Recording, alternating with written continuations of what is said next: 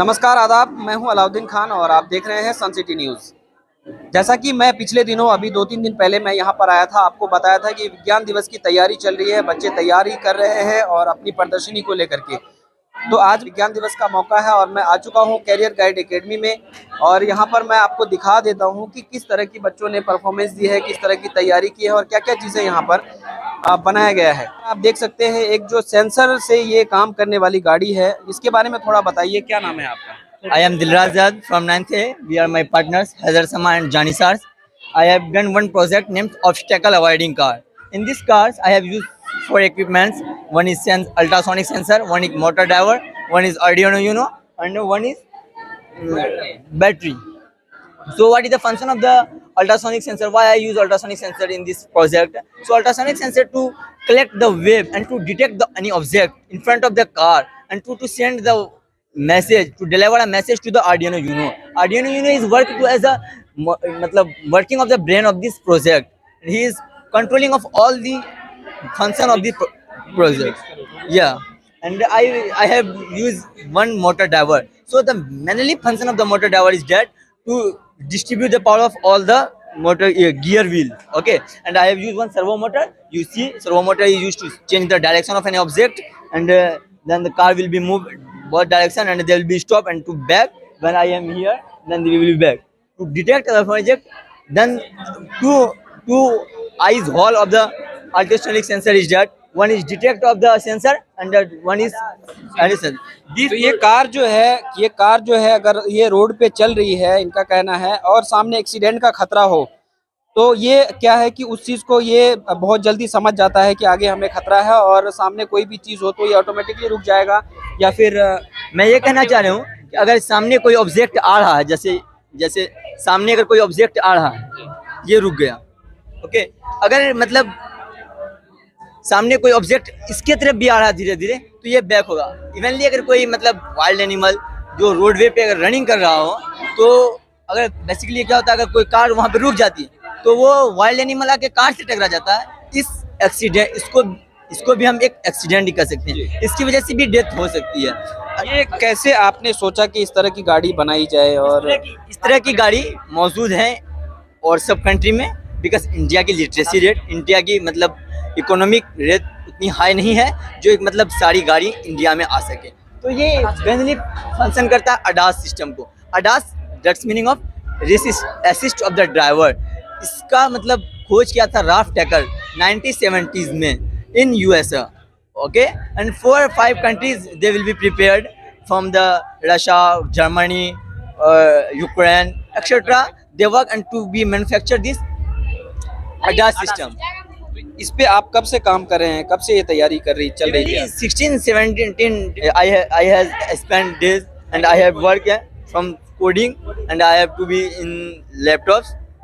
मैंने लैपटॉप से इसमें कोडिंग किया और वहाँ से मैंने जितने फंक्शन देना था। बेसिकली लैपटॉप और ये सेंसर और मोटर वगैरह क्या होता है कि मतलब लैंग्वेजिटी की भाषा समझता है। इसको आप जो लिख दिए वो वही करेगा। तो मैंने इसमें सारी फंक्शन को लिख दिया है बेसिकली 1 by 1 करके, बस या प्रोग्रामिंग के जरिए कोडिंग कर दिया है मैंने इसमें।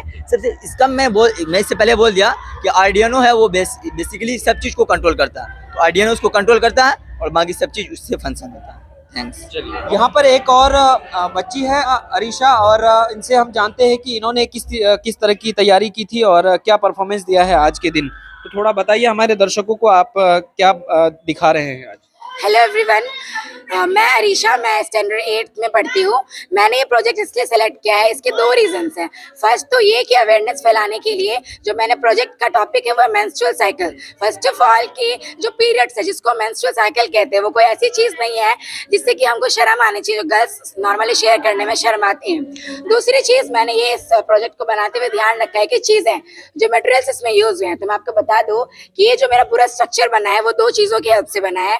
फर्स्ट चीज़ की पेपर जो हम लोग कॉपीज वगैरह यूज करके फेंक देते हैं, उसको स्मैश करके पानी में मतलब ऐसे गूंद करके, और दूसरी चीज इसमें यूज हुई है वो है आटा, जो हम लोग रोटी जिससे पकाते हैं।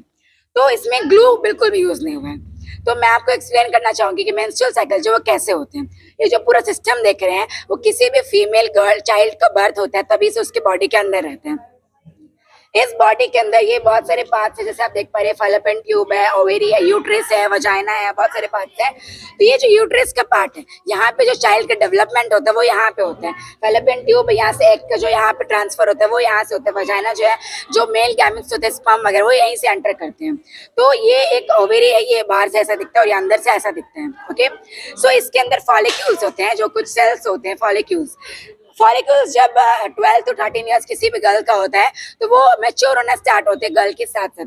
जब एक फॉलिकल मैच्योर होता है तो वो आ जाता है, फट जाता है। वो फट के जैसे ही वो फटेगा, जो फैलोपियन ट्यूब है वो उसको कैच कर लेगा।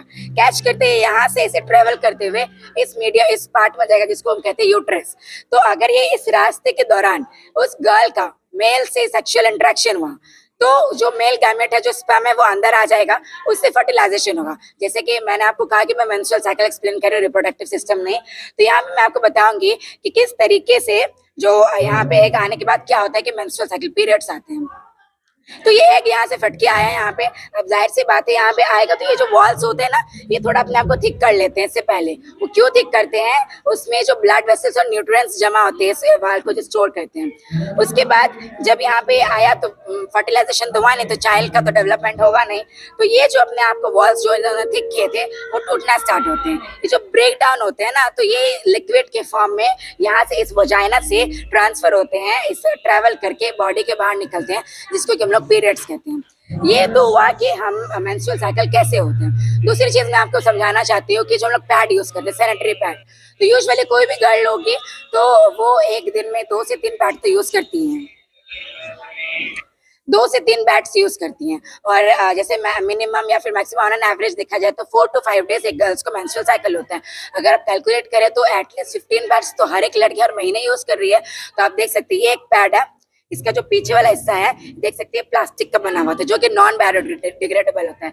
रिसर्च के अकॉर्डिंग ये इसको इस पैड को गलने में 400 to 500 ईयर्स लगते हैं, फिर भी ये नहीं गलती है। तो ये कहाँ जाएगा, एनवायरनमेंट में ही जाएगा ना, जमीन पे जाएगा, हवा में तो उड़ेगा नहीं। तो जब ये जमीन पे जा रहा है, इससे पानी तो पास होगा नहीं, तो वो जो प्लांट्स के रूट्स होंगे उसको ब्रीथ करने में दिक्कत होगी। जो अंदर पानी नहीं जाएगा तो प्लांट्स की से न्यूट्रिएंट्स, प्लांट की कैसे न्यूट्रिशन होगी। ये सब चीजें। और मैं चीज बताना चाहती हूँ कि जो कुछ गर्ल्स होती है जिनके बहुत ही आसानी से पीरियड्स हो जाता है, उनको पेन भी नहीं होता है। कुछ गर्ल्स ऐसे भी होती है जिनको हेडेक होता है, मूड स्विंग्स होते हैं, प्यूबिक रीजन में पेन हो रहा है, बहुत सारी चीजें। तो ये क्यों होता है? इसका रीजन है कि रॉन्ग डाइट जो हम लोग कंज्यूम करें पीरियड्स के दौरान, वो हम लोग गलत चीजें कंज्यूम करते हैं।